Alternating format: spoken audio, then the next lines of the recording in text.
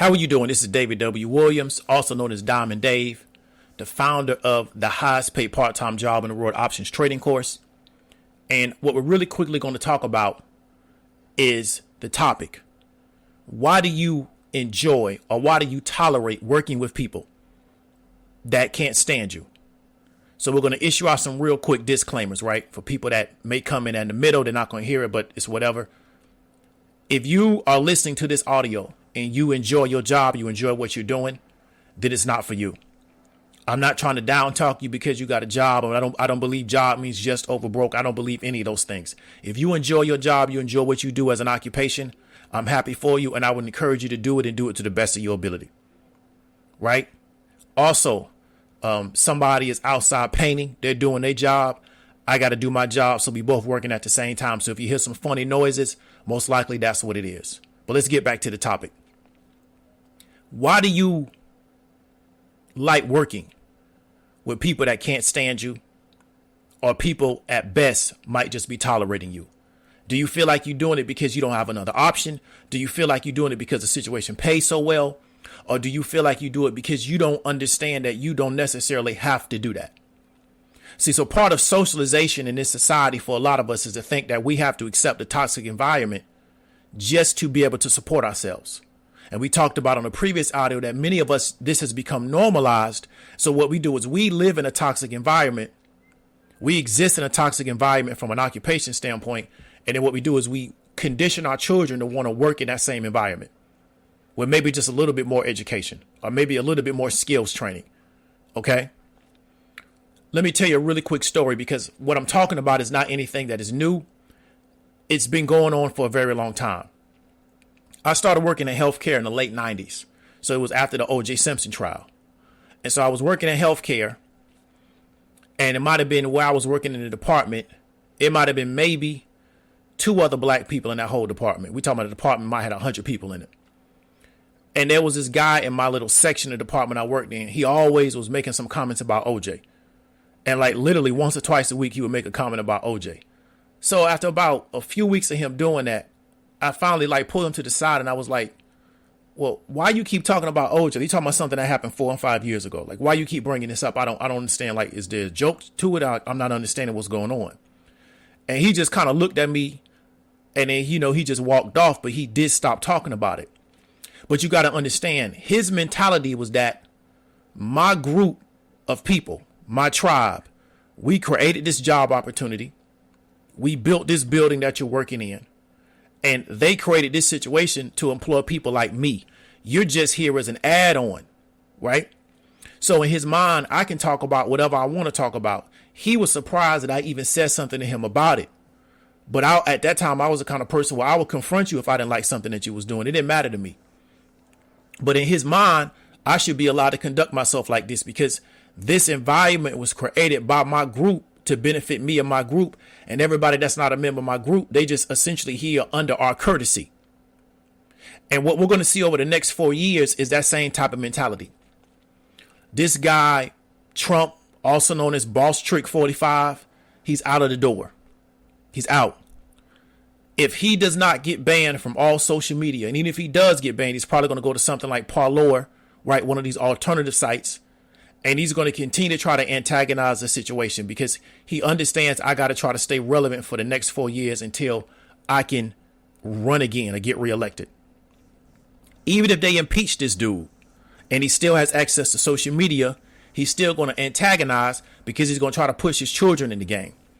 Because they've realized is that this is our way in which we can become mega billionaires is through politics. Politics is very lucrative. It's a way to make a lot of money fast if you understand how to play it. And so what the Trump family has decided to do is that they're going to now go into politics, right? And they're going to make themselves mega billionaires through politics because you realize Trump, with everything he did, it didn't turn him into Bezos and it didn't turn him into Elon Musk, right? With all the business expertise that he say he has, it didn't turn him into that. So now what they're going to do is try to build themselves out as a political family, right? To try to get into that mega billionaire status that they desire to get into as a family. So this is what this guy's going to do. He's going to antagonize the situation. And then by him antagonizing the situation, his little Trumpers or the people that he has under his spell, right? What they're going to do is go out into the world and they're going to repeat the type of stuff that he's talking about, because they've already been programmed by this guy to believe half the stuff that he's talking about. And then you're going to have to go to work and deal with this type of stuff from these people that are mad that they lost the election. OK, because what Trump has done is he's given an identity to a bunch of people who don't have an identity. See, the problem with a lot of people is that they think that somebody else's name or somebody else's organization is more important than their name. That's a failure in their family. So they identify around Trump and make America great again and yada, yada, yada, right? Because that's bigger than what they got going on. That's why they on that bandwagon, because what they got going on don't really amount to nothing. So they are on this bandwagon, and now their frustrations and anger are now being focused right through the prism of this bandwagon and then beamed out into the rest of the world. And many of these people, and you see this in all of these type of movements, where you're going to have a radical fringe, right? But then you're going to have the people that are supporters, but they're maybe not as radical, but those are the people that you're going to have to deal with on a day-to-day basis. And many of these people don't have, their life ain't about nothing. This is who Trump is marketing to. He's marketing to a bunch of people whose life, it really ain't about nothing, right? If you look at this picture, you're not looking at the best and brightest, right, of the Anglo-Saxon tribe. You're not looking at their best and brightest, because they best and brightest don't get caught up in this type of stuff. They're too busy building skyscrapers and things of that nature, right? So they create a lane for their lower end of their group, make sure they got employment, make sure they got jobs, make sure they got something going to support their elite group. But see, you, because your group hasn't built that type of structure for you, you now go take a bank loan, you go to college, you go get a lot of education to work with the marginal group of another group. Now, understand what I just told you. You go to college, you take a big bank loan out, you go get overqualified, you go get overeducated to work side by side with the marginal people of another group. And that's what you're into. And that's what you have been taught is normal. And so for the next 4 years, you're going to have to deal with very marginal people who, don't really have anything going on. If you look at this picture, the dude holding up the Trump flag. He probably can't even read that flag. They just told him, man, hold this flag up, right? The guy with the bullhorn. I mean, that speaks for itself. The dude to his right with the busted Yeezys on. You know what I'm saying? He looked like he rolled out of bed and went to the event. The dude in the back in the background by the painting with the Walmart bag. You know what I'm saying? The dude behind them, the chick. Like, these are just very marginal people in our society. And Trump has given them an identity, and now they got something to rally around, right? And point all their anger and their frustration, because really what they're really mad about, anytime you see these arguments, what they're really mad about is they're not the elite of their group, and the elite of their group have locked them out. They're really mad about their position. They're mad about their class position, and Trump's not going to help them because Trump's not from their class, and he has done nothing over the past 4 years to help them get out of their class position. You can't name an economic program that Trump has created for poor and working class white people. He don't have one, because that was never his goal from the start. So he's using this group to promote himself, and they think that they finally found a savior that is going to help them. So what he's going to do over the next 4 years is he's going to antagonize using social media if he has the ability to do that. And then what he's going to do is try to position himself for a run 2024, or if not, position his family for a run in 2024. So Trump really may say, you know what, I want to antagonize the situation so bad to where I'm not going to ever be allowed to run for president again. And then now he has a storyline to where his children can go up here and say, you know what, they hated my father so bad they banned him, so I'm here on his behalf. And now everybody's going to rally behind that, because like I said before, is that the Trump family is going to use national level politics to push them into that mega billion status. Now, the question you want to ask is, what are you going to do over the next 4 years? Are you going to continue to deal with the same situation you've always have? Because it's amazing that you are bought into a deal.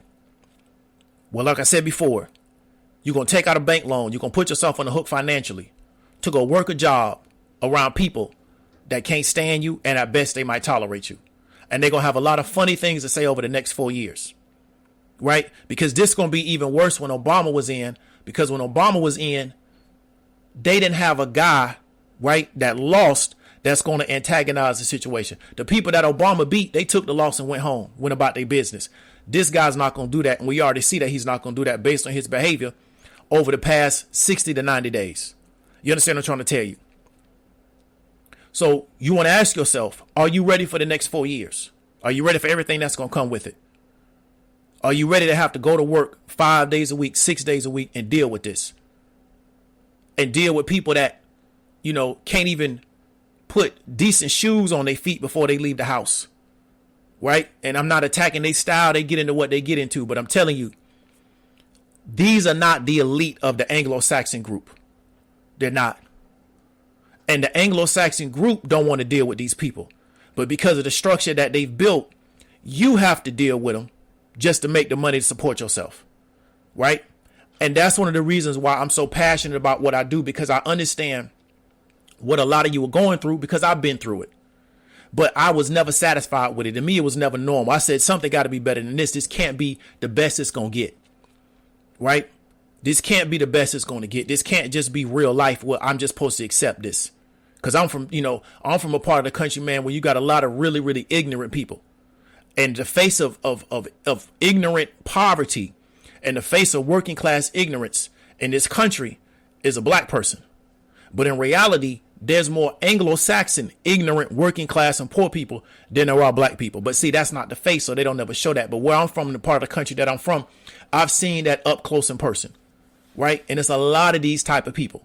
These people are idiots, right? They're degenerates. You're going to run into a Capitol building, right? And they barricading doors, and you're going to still try to go into the door, and they get surprised when you get shot. And the question is, even if you was to get into that particular hall, right, where they were doing the electoral votes, now what you was going to do? What do you think you was going to do? What do you think was going to be the end result if you was able to get yourself into that room? Do you understand what I'm trying to tell you? So these are people that really didn't think this through. They just got caught up in the emotion. But these are the exact same people that you're going to have to deal with on the day to day. And there's going to be a guy behind the scenes playing them like a puppet, trying to keep them at an emotional level. So in 4 more years, he could run back out here and try to work his little play. You understand what I'm trying to tell you? Now, this is going to create a lot of content for a lot of people that are content creators. It's going to give a lot of CNBC and MSNBC. It's going to give them a lot to talk about. But you're going to be the person that's going to have to deal with this on a day-to-day level, not them. They're isolated from this. Because like I said, the elite group of the Anglo-Saxons don't deal with the kind of people that you're looking at in the picture. They don't even deal with them. They've created a life to where they never have to come in contact with these folks. Right? And they just use them as fuel and as battery for the country. And so if you want to get separate from this particular type of situation, you need to reach out to me about the highest paid part-time job in the world. Got a testimonial video on this actual YouTube channel, or on my YouTube channel if you're watching this on another platform, where it speaks to the validity of the program and how it can get results. Right? Or you can just say, you know what was valuable to me was taking out a bank loan, paying a bank on debt to go get a college degree, to deal with a toxic environment. That's what was valuable to me, which is why I invested so much in that. And I feel like the switching costs, right, are so expensive now that I can't get out of this situation, even though the switching cost, where you take the money and the time included, is less than what you spent to go get your college education or to go get your training and to work in this kind of environment. This is something nobody doesn't talk about except me. That thinking that you're going to train your way out of a toxic environment doesn't work. But nobody wants to talk about that.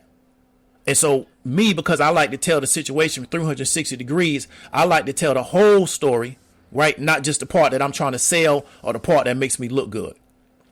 Okay? So if you want to get more information on the highest paid part-time job in the world, which is a options trading program, right? It's a program designed to turn you into an options trader. You need to reach out to me, and you need to decide if the switching cost of the cost of my program and the time that you're going to have to put into it to be successful are lower than the cost that you've already put into to take out a bank loan, to go to college, and to go to work around a bunch of people that don't like you or the best going to tolerate you. This is a decision that you got to make. And especially as you move forward into the future, is the cost greater or less than what you would have paid for the course and the time that you would have spent to become successful at that? And then once you become successful as an options trader, you don't have to deal with these people anymore. They're not part of your world. And you got to ask yourself, if the elite Anglo-Saxons of society don't want to deal with these people, why you want to deal with them? This is their own tribe. This is their own group. They don't want to deal with them. Right? But you've been taught to go up in there and deal with these people on a day-to-day basis. You understand what I'm trying to tell you? But they have created a life to where they don't have to deal with these people at all. You understand me?